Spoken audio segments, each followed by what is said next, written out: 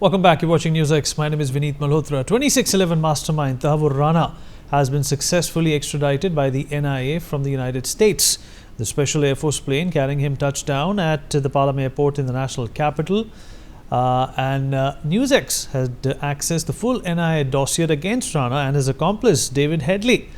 It revealed that Rana was a childhood friend of Headley. Rana served a stint as a doctor in the Pakistani army and then moved to Canada. He started a consultancy firm called First World Immigration Services in Chicago, and this company was used by Headley as a cover for executing assignments entrusted by the Lashkar-e-Taiba. Rana helped David Headley willfully provide wrong information for visa at the Indian Consulate in Chicago and also helped him to identify and surveil potential targets in Mumbai. In fact, Rana and Headley exchanged over 231 telephone calls during Headley's 8 visits to India. It has been 17 years since the 2611 terror attacks and 15 years since Rana was arrested by the FBI on US soil, and this development is thus being touted as the biggest extradition in recent times. We'll talk about this with our guest, but first up we have someone special joining us. Mr. Yogesh Chandra Modi, former Director General, Chief of the NIA, is also joining us on the broadcast. Mr. Modi, sir, appreciate you speaking with us. I hope you can hear me. Thank you. Yes, please. So first up, it's congratulations to the NIA. This is a huge accomplishment. It has taken 17 years to bring this man to Indian soil, where he will face justice and the the thinner edge of the Indian law. At this point in time, what do you feel, sir, as someone who's headed this particular agency, will be the priority of the NIA? No, I mean the whole country needs to be congratulated. This is, as you rightly said, that it is one of the biggest, one of the most high-fly extradition in the recent times. So, NIA, Ministry of External Affairs, our other central government agencies. So, if you could move the camera a little away, we can't see your face, sir. Yeah, a little more, sir. A little more, sir. Yes, sir. Thank you, sir. Thank you, sir. Go on, sir. So, it is a big achievement for the whole country that we have been able to bring him to India for facing the trial. So, this is a big achievement. Obviously, sir, it is a great achievement, and of course, this is something which is also going to become an example for anybody who plays around with India's security. But at this point in time, it's a very sensitive matter as well, sir. Interrogating this man and the information that should come out of it is also going to be an important, facet that the NIA will keep in mind. What would you focus on, sir, if you were still the head of the NIA? No, because you have to understand one thing. For last 15 years, he has been in prison. So, to expect that he will be able to provide some fresh information or regarding some recent incidents will not be there. But when we will interrogate, and the present NIA leadership will interrogate him, they will come to know who were helping him in India at that time, or what were his connections with Pakistan. We all know that Pakistan is a terrorist sponsoring country, but after interrogation of this man, we will get the direct links he had with his masters in Pakistan, his handlers in Pakistan. So we expect that we would get some substantial information about Pakistan, and which we will be able to expose that country throughout the world. Sir, there is also, a conjecture, or rather an intelligent surmise and guess that, Tahawwur Rana along with Headley would not have been able to execute this kind of a plot had it not been for internal help within India. Do you think that is also going to be a priority that the NIA is going to pursue? Yeah, it will be premature to say that he was getting help from certain people in India, but that can't be ruled out, and that will certainly be focus of interrogation.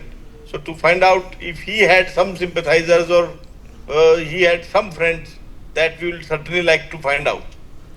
So we've also heard from Pakistan, rather prematurely heard from Pakistan, and they have distanced themselves from Tahawwur Rana, saying that he's a Canadian citizen, although they do allow dual citizenship to also remain. Do you think this is also, in a way, a way of by Pakistan to admit their guilt? It's a standard practice of any intelligence agency to deny. Which country will say that they had sent him? So they will try to find out some way out, claiming that this man is not a Pakistani citizen. So you don't have to be a Pakistani citizen to commit terrorist acts on behalf of Pakistan. So I am not surprised, or it's nothing new that Pakistan has been denying. They always denied. Initially, they denied even Kasab was a Pakistani. So it doesn't matter, and the whole world knows. I feel that NIA would be in a position to bring out his connections with the Pakistani authorities and intelligence agencies very clearly. In fact, whatever certain evidence has been given, that is to US authorities. That's only the reason why he has been extradited. Otherwise, he would not have been extradited. Absolutely, sir. So appreciate you joining us, and thank you so much for taking out the time and speaking to NewsX. Appreciate it, sir. All right, also joining us on the broadcast at this point in time is Professor Madhav Nalapat, Editorial Director of the Sunday Guardian, Mr. Sumit Peer, Senior Political Commentator, with us on the show as well. Ambassador Prabhu Dayal, former diplomat, joins us on the show as well. Professor Nalapat, it's obviously important to hail this victory. This man has been brought back to India, where, I've used this phrase before as well, that he may sing like a canary, or he may plead, forgetfulness or amnesia, because he can always say that it's been 2 decades since we started planning this. But nevertheless, this is a great diplomatic victory. It is also a victory for international order when it comes to exchange of help and exchange of prisoners or suspects or criminals who have been involved in terrorist activities, sir. I fully agree with you, Vineet, and I don't think he can get away with that kind of an excuse that he had a loss of memory, because these days there are electronic instruments that can determine whether a person is telling the truth or not. Very sophisticated, much more than in the past. So I don't think that he's going to be able to get away from intense questioning by the NIA. I want to point out that they had a perfect cover story ready, and that cover story was quote unquote Hindu terror, that there was a huge Hindu terror network which had created this essentially to discredit Pakistan. And that was the cover story. And Kasab was wearing some amulets which are normally worn by Hindus. He is wearing that basically to show, they fully expected him to perish, and it was very, for them it was extremely unfortunate that he survived. And the reason why Kasab survived was because of an extremely brave police officer, Tukaram Omble. Tukaram Omble threw himself on Kasab, took nearly 40 bullets into his body, but refused to let go of Kasab. And so we had somebody who was alive, a live witness, much to the discomfiture of the ISI. So this, I would say, Tukaram Omble, of course, he was given an award posthumously, but I think we should always remember him with gratitude, because he's a person who ensured that Kasab escaped alive. And, there is no question that the local elements were involved.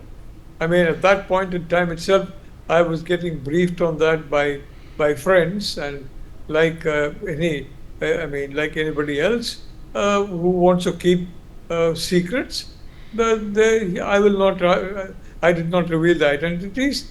But the fact was, there was an internal network And that network operated right from the time they left the Pakistani shores and entered Indian territorial waters. So that particular aspect has unfortunately not been properly investigated by the previous government. In fact, the previous government was talking very vigorously in terms of Hindu terror, which we all know is a complete myth and which has now been totally discredited. So I want to say it's because of Tukaram Omble that this happened, and there is no question that the internal linkages need to be investigated. If I'm not mistaken, the Sunday Guardian carried a story soon after days after the attack, mentioning about the internal linkages. So, and quote unquote rogue officers who had been supplying help for this nefarious operation. So I want to say that it's very important that this entire list of his contacts, and fortunately we have them in our hands now, the NIA has them, should be scanned, and then it should be ascertained, and then they should be verified. And I think, one should zero in, because Right, every sir. one of these individuals would be suspect. So I would say, Vinit, that angle that you stressed, first of all, the discrediting of Hindu terror, because Kasab was found, and secondly, discovery of some rogue officers in an otherwise excellent institution, the Indian Police Service, I mean the Mumbai Police, a wonderful service, that needs to be fully unearthed, Vineet, and I'm very certain that this government is going to do that. Absolutely right, sir. Valid points. Ambassador Dayal, let's also celebrate India's diplomacy, which has worked tirelessly, without spoiling relationships, but advocating for India's interest, because they align with the world's interest as well, and perhaps the Americans have understood this now. Well, certainly you're right. It is a great success for Indian diplomacy because we had been trying very hard for a number of years to get Tahawwur Rana extradited, but there were legal impediments. Now, the US government has shown the necessary willpower to listen to our requests, and President Trump himself announced the fact that Tahawwur Rana was going to be extradited and that he's a terrorist. So this shows that there is more and more understanding which is developing between India and the United States in regard to such matters. And I hope that we get more such people extradited who are wanted by us. Now, at the same time, a lot of important evidence will be now coming out of the trial of Tahawwur Rana. He was one of the key players of this entire operation which the ISI had mounted in terms of the Mumbai terror attacks. The close links between the ISI and the Lashkar-e-Taiba, the sort of foreign deployments which they had, Tahawwur Rana was based in Canada and he was functioning as an overseas point man for the ISI. David Headley was very closely in touch with Tahawwur Rana and was in fact taking directives from him which were being sent by the ISI. So Tahawwur Rana was the link man between David Headley, who was a mastermind operating to make the 26/11 attacks happen. The ISI was operating through Tahawwur Rana. So now that we have this opportunity to put Tahawwur Rana on trial and interrogate him, we will come to know a lot of important things, not just about what had happened, but things which could be very, very important in terms of ensuring our security. Because Pakistan is going to continue to be up to mischief. The ISI will continue to play the sort of games it has been doing. But if we are able to get hold of some important inputs from the interrogation of Tahawwur Rana, then that may help us to meet some of our security requirements. At the same time, there are suspicions that there was some domestic hands also engaged in making the 26/11 attacks happen. In fact, what is being said is that the ISI had some sleeping hands within India, and that these people were the ones who orchestrated and facilitated some of the activities. Now they are still at play. So, through the interrogation of Tahawwur Rana, we may be able to get some leads which could help us to find our way to who these sort of people within the domestic setup are. Who are the people within India who assisted this sort of operation and unleashed terror within the country? So there are a lot of important things that could come out of this trial. But as I said, I totally agree with you that this is a very important diplomatic achievement for India, and the trial would be very, very important for providing information and leads which would help us unravel all the secrets which the ISI has played in terms of the Mumbai terror attacks and the kind of games that it intends to keep playing here. Right, sir. Valid points. Sumit Peer, let's also not forget that there are other absconders as well who are wanted back in India for financial frauds, but that is very, very different, and that's very, very dissimilar to national security. We've talked about the agencies, we've talked about the NIA, we've talked about diplomacy. Let's also, take a moment, Sumit Peer, to hail the government, which has been relentless in this pursuit. They have been relentless because they obviously want to make an example of those people who plot against India, against those people who want to terrorize India and use its soil to send a message to the world. Do you think India has done the opposite, sent a message to these terrorists and of course their fathers in Pakistan, which is the ISI? Vinny, thank you very much for having me on your show. And first of all, congratulations to the Bharat, 1.4 billion people, because we have made it. देर से आए, दुरुस्त आए, और अगर चांद पे भी छुपता ना, वहां से भी पकड़ के ले आते. So that's a very clear message we sent to ISI, to Pakistan. I've seen a Pakistani minister today rattling. He was fumbling for words and he didn't know what to say. Because this man is no other person. He is a chalta firta, live and talking evidence of ISI's terror module, ISI's international operations, ISI perpetrating this such a big heinous operation, and we have got him live and in one piece. Now this person is as valuable. If tomorrow we want to go and do a surgical strike in Pakistan, with this person in our jail, we have the legitimate right to do it. We can go and literally do whatever we want to do with Pakistanis because we have the man. And Pakistani ISI, their lawyers, Pakistan ka Shasan Prashasan, they tried everything in all these 15 years, 17 years not to send him. But it is only after 11 years, last 11 years when Modi ji is in power. Relentless effort, relentless effort. We are not getting a best of the support from Joe Biden's Democrats. They didn't give us the support. Thanks to Trump, he came in and we expedited the process and we could get him. Now, you see, his all avenues run out, and he was a classical case of, and Canadian citizen in America with a Pakistani passport also, which Pakistan says he did not renew for 2 decades. I don't believe that, because they might have given him 5 passports in some other name. Necessary doesn't mean he had a Tahawwur Rana as a passport. Now his association with Headley, he coming and perpetrating terror here. We need that through 3 things here.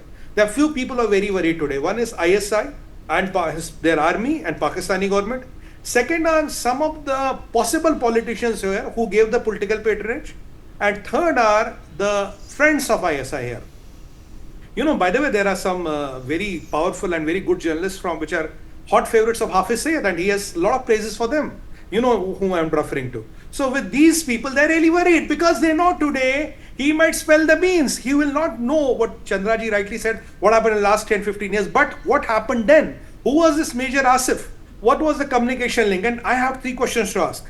When they entered Mumbai, Kasab, there was a shipping route which was used, because when ships enter the port, there's a defined shipping route. How did they exactly know the shipping route through which these small boats and all kind of enter the port? Because it changes dynamically. When they entered the port, how did everybody ignore them? And when they enter Mumbai, they go through a minority-dominated, bazaar or a mohalla or whatever, a ghetto, and nobody observes them. They don't look different. They look different. And 8 guys coming in those rucksacks and walking through that. Who was behind that? Why was it delay? Why was energy not sent? There are a lot of questions we need. We have lost our men. in uniform and without uniform. Even if we hang this man as many times as we have lost a man, it will be less. And let's send a message to Pakistan and all. It doesn't matter you are ISI agents, take a Canadian passport, American passport, British passport, whichever passport it will take, we will hunt them, we will get them, and I'm very sure he will be sentenced to death, which is the most likely outcome. And we will make him unite with his soulmate, Ajmal Kasab. And by the way, Kasab's parents were paid how much you pay for a good bakra in Pakistan. That is how cheap these jihadis are in Pakistan. They're paid peanuts. This man is a high-level operative because he's not a disposable jihadi like Kasab. This man can create Kasabs. He can create attacks. He can perpetrate attacks. Now, his company giving those access, those papers to Richard Coleman Headley to do all the recce, giving him the cover up. Do you think this is possible without ISI, Pakistan's government's patronage? Why did a serving doctor in Pakistan Army go and settle in Canada? वहाँ के इसको governor बना दिया था कहीं था? No, this was all a part of plan. Then tomorrow, what is Pakistan today saying? Oh, he's a Canadian. हमें नहीं पता जी कौन है? He's a Canadian citizen. Now these all things will start coming out. What I'm interested in, who are the people helping him here? Who are his friends and what was the political patronage, if at all, which I believe he was getting? Who are those people? What is their link? Why energy was delayed?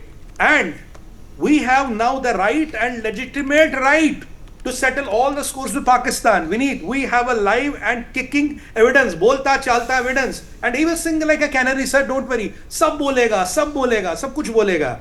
But now this is our biggest leverage. Now the world must know, America must know, and everybody knows now how Pakistan has industrialized terror, how Pakistan is the epicenter of industrial terror, and how ISI has been trying to bleed us ever since. But after this thing which has come to our kitty, now let them be worried.